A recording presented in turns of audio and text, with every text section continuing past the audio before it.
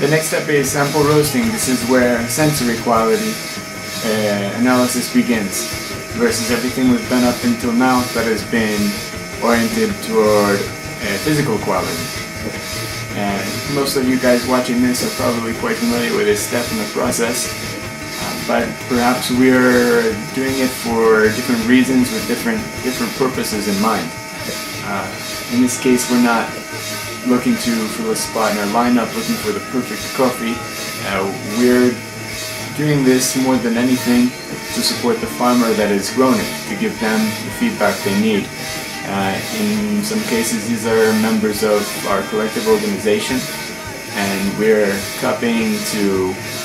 we're roasting and cupping and analyzing to determine the best, which roaster they should go to, which purpose it should have, what is the profile, so we can communicate that to roasters, and basically how good is it, so we can set a price to roaster, and from that we can get the price that the farmer should earn for that coffee that year.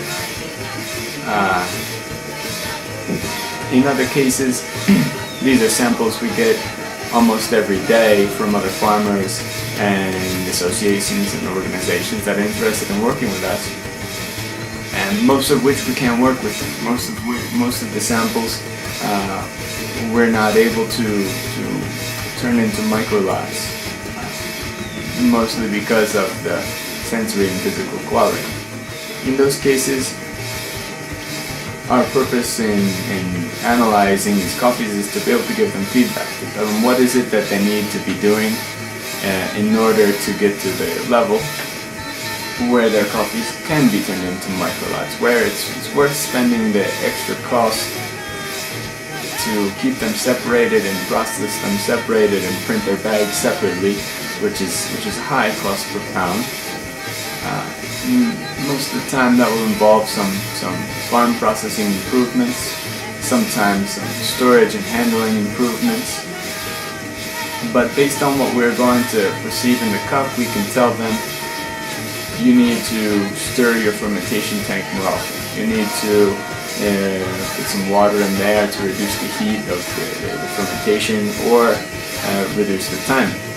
Sometimes the opposite of any of those possible fixes. A lot of times it's drying problems, which is one of the most difficult things to do around here. But it's our job, tasting these coffees, to determine for the farmer what is it about them that they need to change in the process, what piece of the process went wrong or could be done better to increase the value of this coffee. Most of the times they're fairly easy fixes, and they can improve the quality dramatically and improve the price dramatically. It's just a matter of someone completing that feedback loop.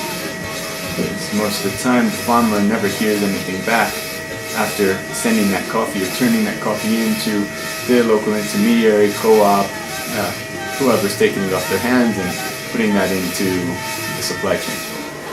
Now I think we're ready.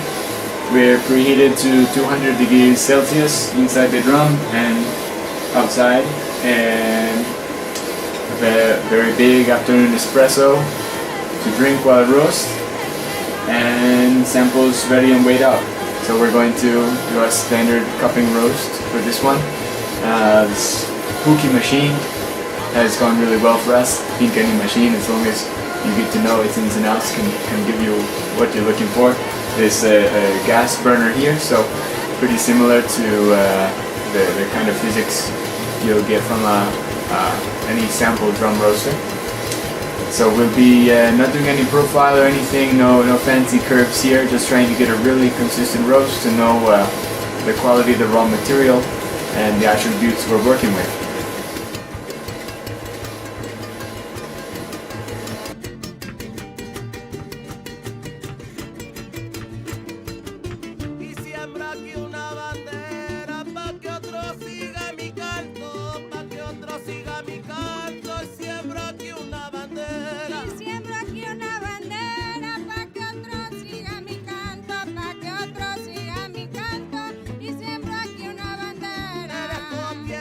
Amor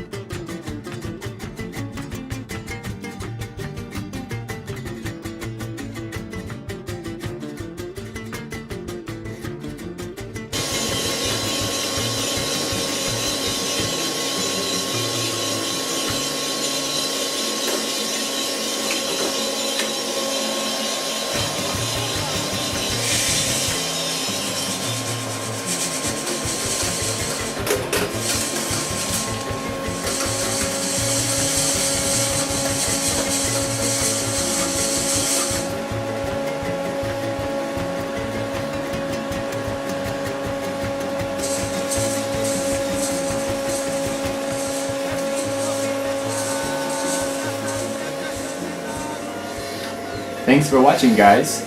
We hope you liked the video and hope you might have learned something from this explanation of the coffee analysis process, which we do for every sample that comes to our mailbox here in Bogota. Please let us know what you think in the comments, and let us know if there are any other topics you'd like us to cover in these videos. So if there's anything you're not sure about, we'd be happy to make a video to cover it, to make sure we're all informed of all the pieces and all the people and all the activities that have to come together to make specialty coffee work. If you'd like to know more about what we're doing with the Smallholder Coffee Growers Collective here in Colombia and in Honduras, please visit directorigin.com. There's plenty of information on there, or email me personally at Karl, K-A-R-L, @directorigin.com.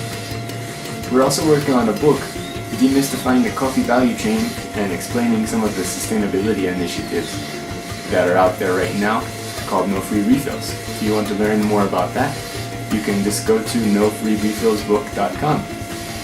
Thank you.